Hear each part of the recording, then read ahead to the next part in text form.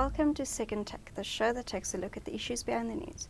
The International Energy Agency issued some warnings this week over a lack of investment in oil production, as well as the need to prepare for major changes in the operation of electricity systems.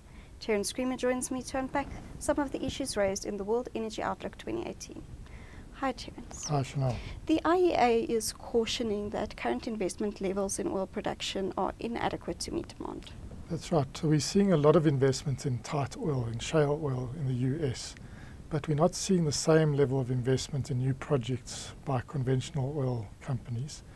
And that means that a gap is going to emerge in the 2020s unless shale oil is able to grow massively.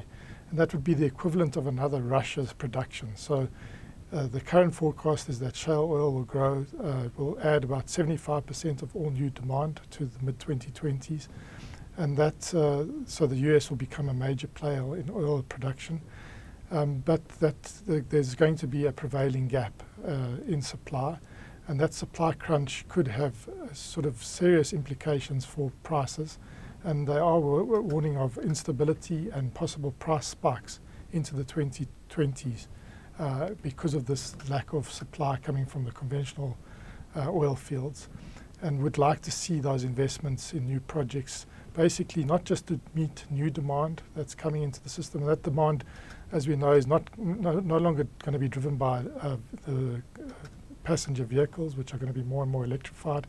In fact, the agency sees that there'll be peak demand for oil in the 2020s for passenger vehicles, but the sustained demand coming through from freight, from aviation, from shipping, as well as increasingly from the petrochemical industry. And unless the supply side sort of matches that demand, there's going to be a potential for price spikes. The agency is also stressing the need for countries to begin investing in flexible generation.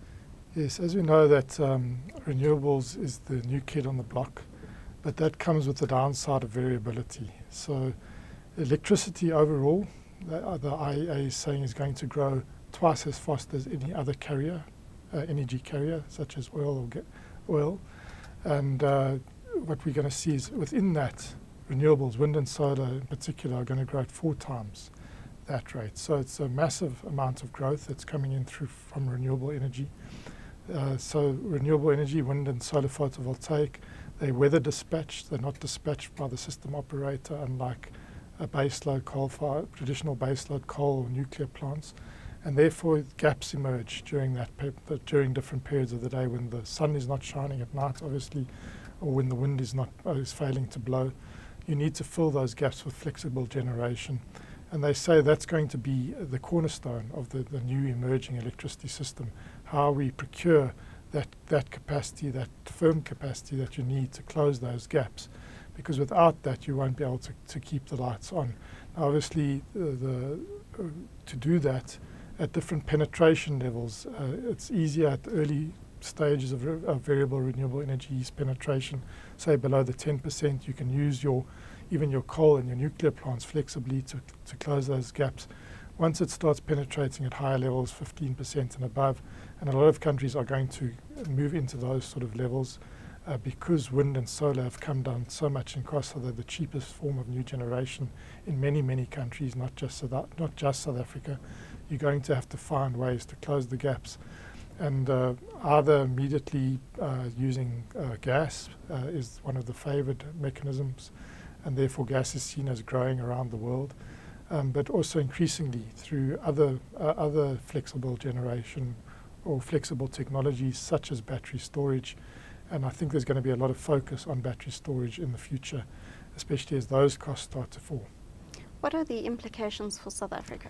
Well, on the oil side, I think South Africa is a pure price taker. And we've already seen this year the disruption that a rising oil price, coupled with a falling in the value of the rand against the dollar, has already done to fuel prices in South Africa. I think it's put a cap on how much the government can add in terms of levies and taxes into the fuel price. I think we've sort of hit the ceiling there. And we are vulnerable as motorists to these rising oil prices. And if we do see price spikes into the 2020s, I think it's going to be quite painful.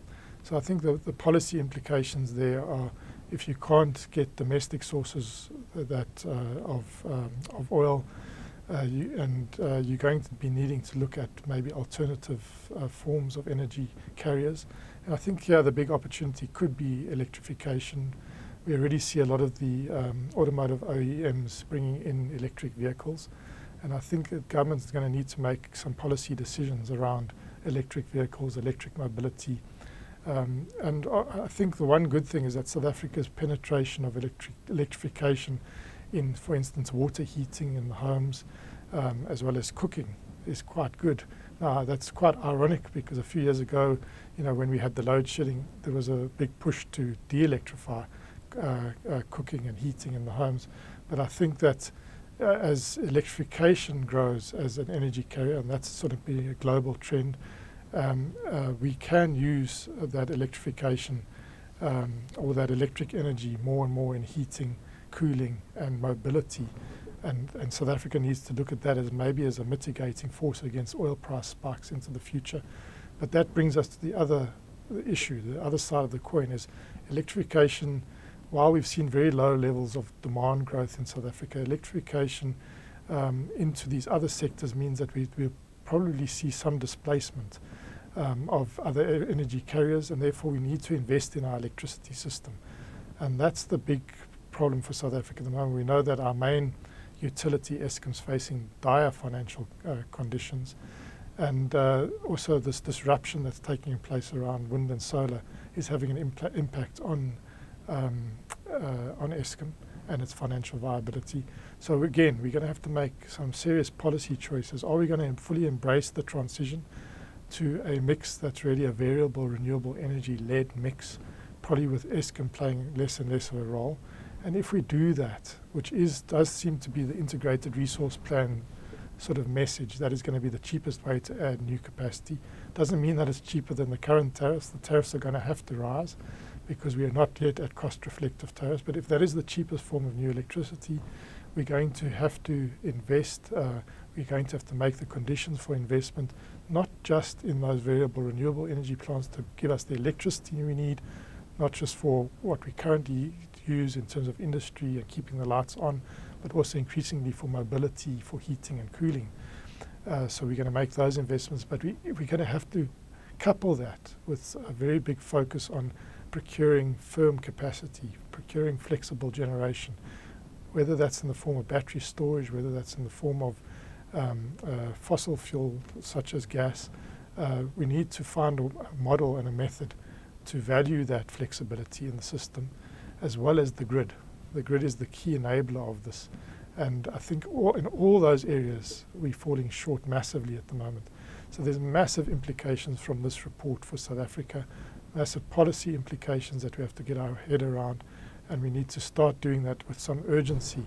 Otherwise, there's going to be real problems, pain on the consumer end in terms of fuel prices, and real pain potentially as the consumers, but as the economy, if we come into a very unstable electricity environment, which we know from our recent past what unserved energy, the cost of that is to the economy.